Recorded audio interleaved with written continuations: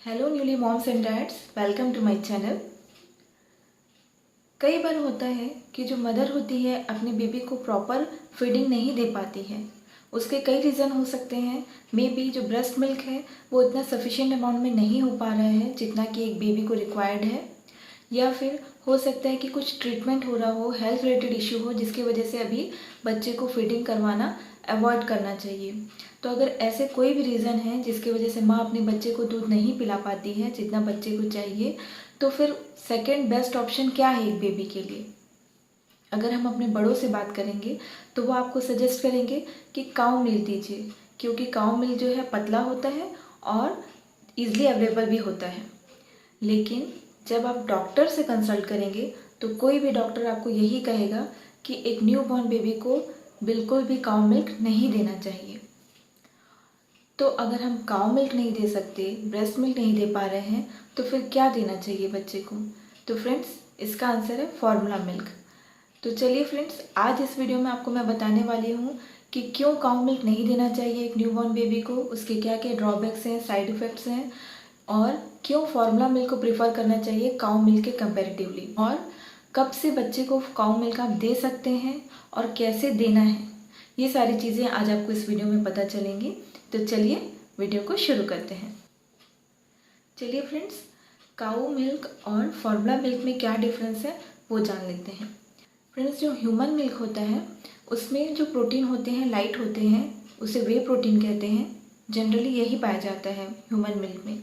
लेकिन जो काऊ मिल्क होता है उसमें जो मैक्सिमम प्रोटीन होते हैं वो होते हैं कैज़िन, जो कि ईजिली डाइजेस्ट नहीं हो पाते हैं। और स्पेसिफिकली जो प्रोटीन में अल्फ़ा ग्लोबुलिन और बीटा ग्लोबुलिन पाए जाते हैं, उसमें से खास तौर पे जो अल्फ़ा ग्लोबुलिन होता है उसे पचाने में बच्चे को काफ़ी मशक्क़त करनी पड़ती है। उस पर इसी कारण से किडनी पे ज़्यादा जोर भी पड़ता है, और यही कारण है कि बच्चे को कई बार इसकी वजह से कॉन्स्टिपेशन जैसे प्रॉब्लम, या फिर जब वो स्टूल पास करता है तो स्टूल में ब्लड निकलना, या फिर गैस की प्रॉब्लम भी होती है।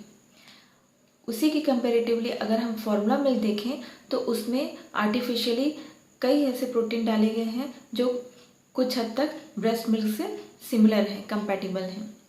इसीलिए प्रोटीन के मामले में फार्मूला मिल्क काऊ मिल्क से बेटर है। दूसरी चीज़ है फैटी एसिड्स। काऊ मिल्क में फैटी एसिड्स नहीं होते हैं जो कि एक proper nervous system, brain development के लिए चाहिए होते हैं।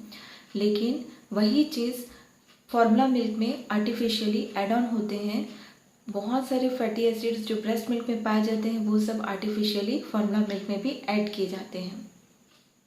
अब बात कर लेते हैं कार्बोहाइड्रेट की। कार्बोहाइड्रेट जैसे कि लैक्टोज भी जो है ब्रेस्ट मिल्क में सफिशिएंट अमाउंट में होता है, काऊ मिल्क में वो कम होता है, लेकिन फार्मूला मिल्क में भी काफ़ी हद तक उसे सफिशिएंट अमाउंट में डाला जाता है। और इसके अलावा अगर विटामिन्स की बात करें तो जो काऊ मिल्क है उसमें जनरली विटामिन सी की डेफिशिएंसी होती है, जबकि वो चाहिए है बेबी को, एक तरीके का वो इम्यून बूस्टर है। लेकिन वो चीज़ सफिशिएंट होता है फार्मूला मिल्क में। और अगर हम मिनरल्स की बात करें, सॉल्ट्स की बात करें, तो सॉल्ट्स की मात्रा जो होती है काऊ मिल्क में ब्रेस्ट मिल्क के कंपेरेटिवली ज़्यादा होती है, जितनी कि बेबी को नहीं चाहिए, जिसकी वजह से कई बार बच्चे में लूज मोशन की प्रॉब्लम भी होती है। जबकि फार्मूला मिल्क में ये सब चीज़ों रेशियो को प्रॉपर तरीके से मेंटेन किया गया है। इसके अलावा अगर हम आयरन की भी बात करें तो जो काऊ मिल्क है उसमें आयरन की डेफिशिएंसी होती है, मतलब आयरन सफिशिएंट अमाउंट में नहीं होता है, जिसकी वजह से जो बच्चे काऊ मिल्क पीते हैं उन्हें आगे जाकर एनीमिया रिलेटेड प्रॉब्लम हो सकती है, और कुछ बच्चों में लंग्स रिलेटेड इन्फेक्शंस भी पाए जाते हैं। जबकि फार्मूला मिल्क में आयरन की मात्रा भी सफिशिएंट ऐड ऑन की गई है। तो फ्रेंड्स, ये सारी चीज़ों की वजह से फार्मूला मिल्क जो है साइंटिफिकली टेस्टेड एंड प्रूवन है, और उसमें आर्टिफिशियली कई सारी न्यूट्रिएंट्स ऐड ऑन करने की वजह से उसे काफ़ी हद तक ब्रेस्ट मिल्क के कंपैटिबल बनाया गया है। और इसी वजह से फार्मूला मिल्क जो है काऊ मिल्क से एक बेटर ऑप्शन है न्यूबॉर्न बेबी के लिए।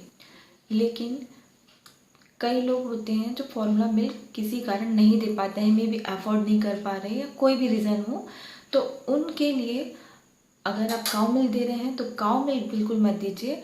ऐसा ही है तो आप जो टोन्ड बफेलो मिल्क है उसे दीजिए। टोन्ड बफेलो मिल्क क्या होता है, उसमें फ़ैट की मात्रा कम कर दी जाती है और उसे जो बच्चे को आप पिलाएंगे तो वो एक बेटर ऑप्शन है काउ मिल्क से। तो फ्रेंड्स, ये तो रीज़न हो गया कि बच्चे 1 साल तक नहीं होते हैं तो क्यों काउ मिल्क नहीं देना चाहिए। लेकिन बच्चा जैसे 1 साल का हो जाता है तो आप उसे काउ मिल्क अब दे सकते हैं, बट आपको शुरुआत में बिल्कुल से काउ मिल्क स्विच नहीं करना है। यानी अगर आप उसे फॉर्मूला मिल्क दे रहे हैं या फिर ब्रेस्ट मिल्क देते हैं तो आपको अगर दिन में 4 बार फॉर्मूला मिल्क पिलाते हैं सपोज़, तो एक टाइम का फॉर्मूला मिल्क को रिप्लेस करिए काउ मिल्क से, और ऐसे ही धीरे धीरे करके काउ मिल्क से पूरे फॉर्मूला मिल्क को रिप्लेस करिएगा। इससे क्या होता है, आपको ये पता चलेगा कि कहीं बच्चे को उससे कोई रिएक्शन तो नहीं हो रहा है काउ मिल्क की वजह से, और अगर ऐसा कुछ होगा तो आप बिल्कुल अपने डॉक्टर के पास जाके कंसल्ट करिए, उसके बाद ही काउ मिल्क देना शुरू करिएगा। और काउ मिल्क जो है 1 से 2 साल के बच्चों को जनरली एक दिन में 20 ऑन्स तक का ही रिक्वायरमेंट होता है। तो अगर आप बच्चे को काउ मिल्क देते हैं तो 1 से 2 साल के बच्चे को एक दिन में 20 ऑन्स से ज़्यादा का काउ मिल्क नहीं देना है। यानी 1 ऑन्स मतलब होता है 30 ml, तो 20 ऑन्स मतलब लगभग आपको 600 ml तक का काउ मिल्क बच्चे को एक दिन में देना है। लेकिन अगर आप कोई डेयरी प्रोडक्ट्स दे रहे हैं तो वो डेयरी प्रोडक्ट्स को मिलाकर आपको 600 ml से ज़्यादा बच्चे को एक दिन में नहीं देना है cow milk. Now friends, thank you for watching.